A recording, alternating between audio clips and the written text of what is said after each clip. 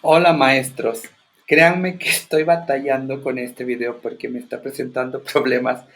Y bueno, pero ya estamos aquí, yo espero que quede este video. Vamos a hablar propiamente, ya terminamos el módulo, pero no sin antes quererles hablar sobre la argumentación jurídica como teoría interdisciplinaria para la aplicación del derecho. Y esto es necesario que ustedes lo sepan, mis queridos maestros, como parte de su formación como maestros, válgase la redundancia. Bueno, Manuel Atienza, que es uno de los grandes juristas que yo sigo mucho, sobre todo aquí en argumentación jurídica, dice que nadie duda de que la práctica del derecho consiste de manera muy fundamental en argumentar. Y es que una de las características de la filosofía del derecho en el momento actual está definida por el giro argumentativo que ha asumido el conjunto de fenómenos jurídicos desde el punto de vista de la persuasión racional, contexto en el cual es absolutamente necesario aportar a los juristas herramientas orientadoras de su quehacer, tanto en la teoría como en la práctica, de tal modo que puedan lograr un desempeño de buen nivel en lo que constituye un aspecto esencial de su ejercicio profesional como lo es el de argumentar jurídicamente. En gran medida, el derecho en su conjunto puede ser considerado como un ejercicio que acude permanentemente a la argumentación, pero siendo un fenómeno tan complejo, no solo se le puede no solo se le puede reducir solamente a sus aspectos argumentativos, tomándolo únicamente como argumentación porque no lo es. Pero también es innegable que la dimensión práctica del ejercicio profesional de los abogados en cualquiera de los campos que le corresponda desempeñarse, doctrinante, académico, judicial, legislativo, administrativo, privado, estará constantemente ligada a la elaboración, exposición y discusión de argumentos, pues si vemos el derecho desde la perspectiva de una jueza, del litigante, del doctrinario, de una legisladora, vamos a encontrar un aspecto sobresaliente de la actividad que está precisamente en argumentar. Pero bueno, con base en esto que les estoy planteando, se puede alegar que la característica o condición que mejor define a un buen jurista en su desenvolvimiento práctico es su capacidad creadora para construir y manejar argumentos adecuadamente, aunque las teorías de la argumentación apenas hayan tomado fuerza en esta época reciente y pocos juristas hayan sido formados en los aspectos conceptuales pertinentes. Fíjense que ya también lo decía Manuel Atienza, muy pocos juristas han leído alguna vez un libro sobre la materia y seguramente muchos ignoran por completo que exista algo así como una teoría de la argumentación jurídica. Pero hoy la situación tiende a cambiar y en diversos países de Occidente, particularmente en nuestro continente, se está reconociendo ampliamente la importancia de la argumentación jurídica para la comprensión y ejercicio del derecho, ya que no se ha tenido normalmente en cuenta como un componente esencial de la formación de los profesionales del derecho y particularmente en países del contexto latino, y de ahí la importancia y papel sobresaliente de que el estudio de lo argumentativo juega hoy en el estudio del derecho y por razones de diverso orden no lo ha jugado entre nosotros. Si se piensa en lo que tiene que ser el estudio o la concepción del derecho y la importancia que se le debe de dar a la argumentación jurídica dentro de los currículos para la formación de los juristas del futuro, una vez, y de hecho también que una vez egresados puedan desempeñarse satisfactoriamente el ejercicio de la profesión, hay que prestar atención a lo que es precisamente la argumentación, o sea, al estudio de la teoría y sobre todo a la praxis de la argumentación, un enfoque teórico práctico que se apliquen las estrategias de aprender a hacer haciendo o aprender a argumentar argumentando. Los elementos teóricos siempre los vamos a aprender de los grandes teóricos y estudiosos para irlos combinando con la praxis concreta. ¿Por qué es importante hablar sobre argumentación jurídica? Ya sabemos que desde mediados de la pasada centuria, la teoría de la argumentación se transformó en una disciplina o un estudio interdisciplinario de las diversas formas empleadas para lograr conclusiones apropiadas mediante el uso de las herramientas de la lógica, o sea, a través del juego de premisas que permitan llegar a inferencias acertadas. La teoría de la argumentación implica y exige competencias en el campo del debate y la negociación que permiten avanzar hacia conclusiones aceptables del consenso. La teoría de la argumentación incluye el diálogo erístico. Erístico es una palabra derivada del griego eris, que es disputa o conflicto, y tecné, que es arte, procedimiento. Por lo tanto, el diálogo erístico es el arte del conflicto y el debate. Entendido tal cual en nuestros tiempos como debate, en el cual la principal motivación es vencer a nuestro oponente. Ya hemos visto que a partir del siglo XXI la importancia y el estudio de la argumentación es asunto y hasta ahora de vigente actualidad, debido a que a la gran medida del incremento de los medios masivos de comunicación y la incidencia que estos tienen en la sociedad para defender intereses de todo orden en presentación de los actores que los obtienen.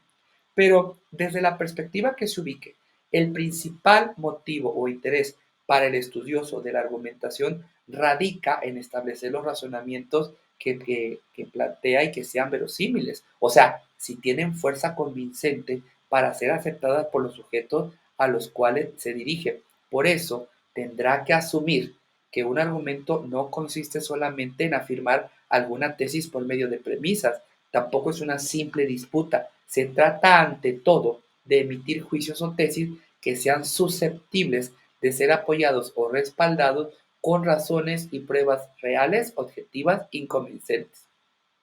Exponer las razones que sustentan una determinada tesis o premisa es esencial en todo proceso argumentativo en el campo que se plantee. De aquí la necesidad de que para construir argumentos debe de haber estudios previos que lleven al argumentador a analizar detenidamente cuáles son las opiniones con mayor fuerza demostrativa o son mejores que las otras. En este aspecto no se puede perder de vista el contexto sociocultural y el nivel de los actores, porque no todos los puntos de vista son iguales para todas las personas ni tienen la misma fuerza sobre todos los escenarios. Aquí me gustaría señalarles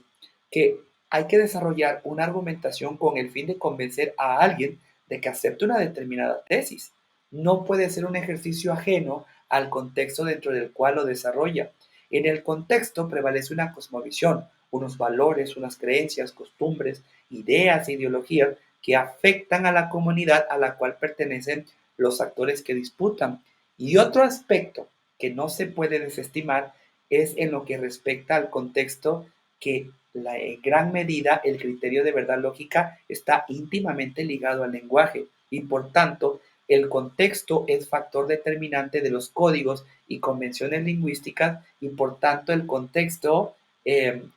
es lo que los actores emplean con toda la carga de significados y el valor semántico que se da en los términos o palabras empleadas. Aunque algunas conclusiones podemos dar sobre el proceso argumentativo, estas conclusiones se pueden basar en sólidos razonamientos y otras, en cambio, pueden tener bases más débiles. Y si no se analiza detenidamente o se hace la carrera, se pueden desconocer estas condiciones para incurrir en debilidades de los argumentos seleccionados. Por ende, mis estimados maestros, hay que seleccionar cuidadosamente los argumentos a emplear para sustentar las conclusiones, valorándolos y considerándolos con sus fortalezas y velocidad. ¿Qué les quiero dar a entender? Les quiero dar a entender que argumentar es un ejercicio importante en el proceso de construcción de comunidades y sociedades. Además, porque una vez que se llega a la conclusión con base en claras razones, se tiene la capacidad para explicarla y defenderla argumentadamente para cimentar discursos comprensivos de la realidad, tanto en sus condiciones naturales como sociales y humanas. Y aquí esta tarea, ustedes lo han sabido, de todas las clases que hemos tenido, que le corresponde nada más y nada menos que a la ciencia. ¿Qué podemos ir concluyendo, mis estimados maestros? Vamos a concluir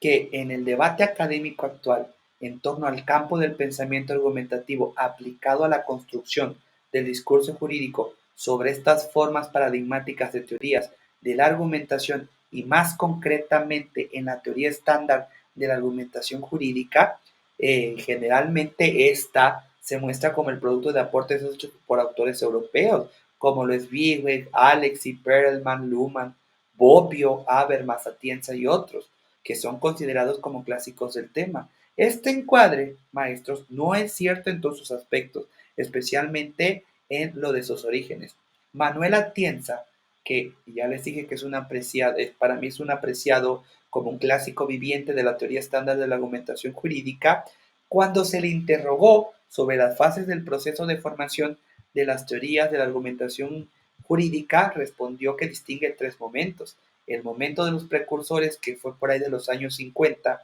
con la tópica de Theodore Wiewet, la nueva retórica, la concepción de la argumentación de Tulming, a los que había que añadir dos autores de tradición totalmente latina y que la verdad han sido muy importantes. Uno es Recasens-Fiches y otro todavía muy anterior es Val Ferreira.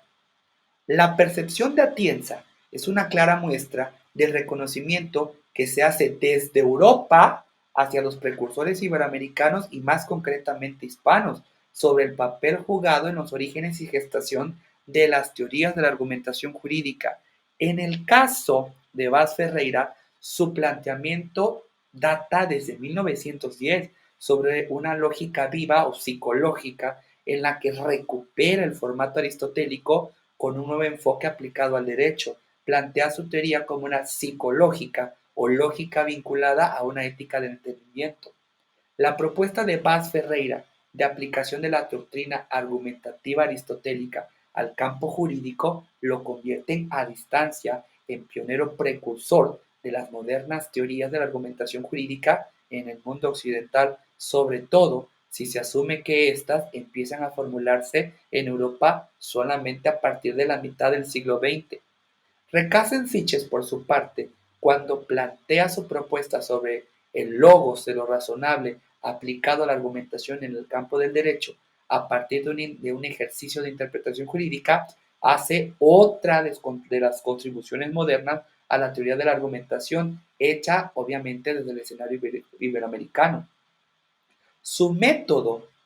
de la aplicación del derecho es muy distinto a los ya conocidos por la comunidad de juristas y también distintos a la lógica tradicional que se había usado para aplicar el derecho. Su propuesta, al recalcar en las razones humanas que debe de tomar en cuenta, por ejemplo, el juzgador para aplicar derecho, se funda en que el contenido de las normas es de carácter social. En este sentido, la aplicación del logos de lo razonable para tratar asuntos jurídicos de manera concreta y práctica también es aplicable desde el ámbito jurídico sin perder la pretensión de corrección, con lo cual se deja de lado la rigidez o dureza de la lógica tradicional y se prefigura ya desde 1932 los aspectos de la moderna teoría de la argumentación jurídica.